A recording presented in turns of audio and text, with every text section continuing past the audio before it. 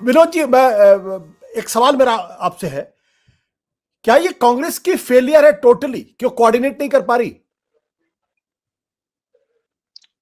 देखिए, बहुत आसान और सरलीकरण है इसको कह देना ही कांग्रेस की फेलियर है। हम्म। कांग्रेस की फेलियर भी है, कांग्रेस की भी फेलियर है, लेकिन अकेले कांग्रेस की फेलियर नहीं है। हम्म। जब इंडिया गठबंधन बना तो ऐसा तो नहीं है कि सबने कह दिया कांग्रेस हमारी लीडर है, हम आपके जो है जूनियर है। सब उसमें बराबर के अपने को हिस्सेदार और हकदार मानते हैं और सब कहते हैं कि बराबरी का गठबंधन है। कांग्रेस बड़ी पार्टी जरूर है, ना कांग्रेस का कोई उसमें संयोजक था, ना कोई अध्यक्ष था है अभी तक। मल्लिकार्जुन खड़गे के नाम पर सहमति बनी है, लेकिन घोषणा नहीं हुई अभी तक।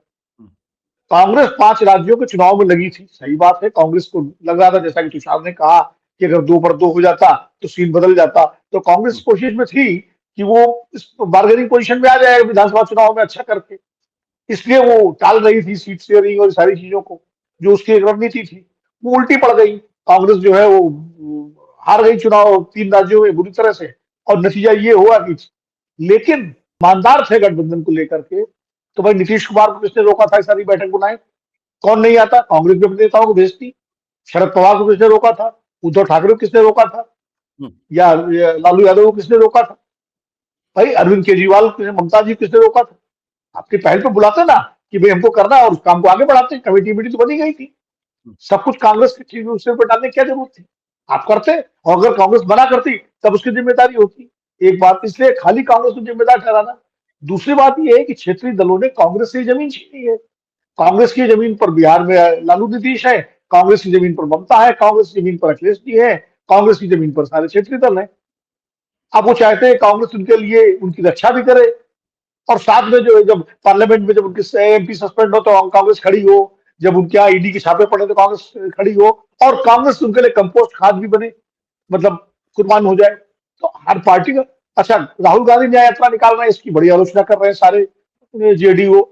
अभी जो कर्पूरी ठाकुर का कार्यक्रम पूरा जेडीयू ने किया, तो क्या ये इंडिया गठबंधन का कार्यक्रम बनाया उन्होंने? उन्होंने भी अकेले किया, अपनी पार्टी कार्यक्रम किया, आरजेडी तक को नहीं बुलाया उन्होंने, या उस तरह से लालू जी। तो कुल मिलाकर के हर पार्टी अपना कार्यक्रम करती है। अच्छा, इनको किसने रोका था कि अपने अपने राज्यों में अपनी यात्राएं निकालो? भाई नीतीश जी यात्रा निकालते, लालू जी बिहार में, शरद ये उद्धव वहां निकालते, किसने रोका था?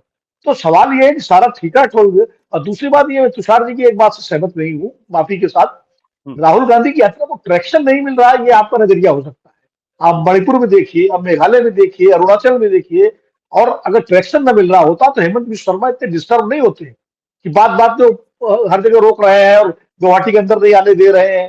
वो ये ट्रैक्शन की वजह से डिस्टर्ब है। और चूंकि नॉर्थ ईस्ट में वहां पर कवरेज वैसे भी राहुल गांधी की पहली यात्रा को भी बहुत बाद में मिलना शुरू हुआ था नेशनल मीडिया में, और अभी भी नॉर्थ ईस्ट में घटनाएं होती है तो कितना कवरेज मिलता है। लेकिन अगर आप ढंग से देखें तो ट्रैक्शन तो मिल रहा है। और जिसमें आप कह रहे हो गुस्से में उतरे थे, तो भाई फ्लाइंग किस किसी को गुस्से में तो देते हुए देखा नहीं मैंने आज तक, कि कोई नेता ठीक है। गुस्से में फ्लाइंग किस दे रहा हो। राहुल गांधी उतरे थे तो गुस्से में तो मुझे नहीं दिखे, वो तो फ्लाइंग किस देते हुए उतरे थे। तो ये मैं खाली तो इसलिए हमारा नजरिया भी अलग अलग है कि गिलास आधा खाली का आधा भर। देखिए, एक बात मैं कह के बात को कंप्लीट करूंगा कि क्षेत्रीय दलों में ईमानदारी से बीजेपी के खिलाफ इंडिया गठबंधन में कांग्रेस पार्टी, आरजेडी और लेफ्ट पार्टी, ये 3 ऐसे हैं जिनका ट्रैक रिकॉर्ड है बीजेपी के खिलाफ रहने में। बाकी ममता बनर्जी भी समझौते कर चुकी हैं, डीएमके भी एक समय साथ रह चुकी है, एनसीपी का तो हमेशा चलता ही रहता है अंदर। वो जो है शरद शरद जी का समझ नहीं आता क्या कर रहे हैं, नीतीश जी का तो सबके सामने है।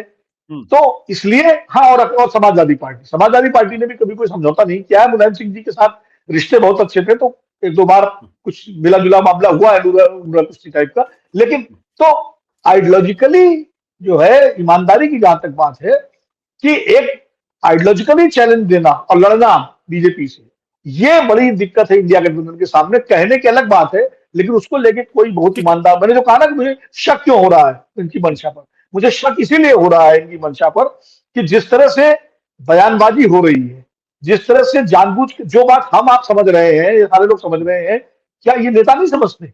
उसके बावजूद अगर इस तरह की बातें हो रही हैं, तो कहीं ना कहीं ऐसा तो नहीं है समय नचावत राम गोसाई, ठीक है। तो कहीं समय से डोर कहीं से चल रही हो।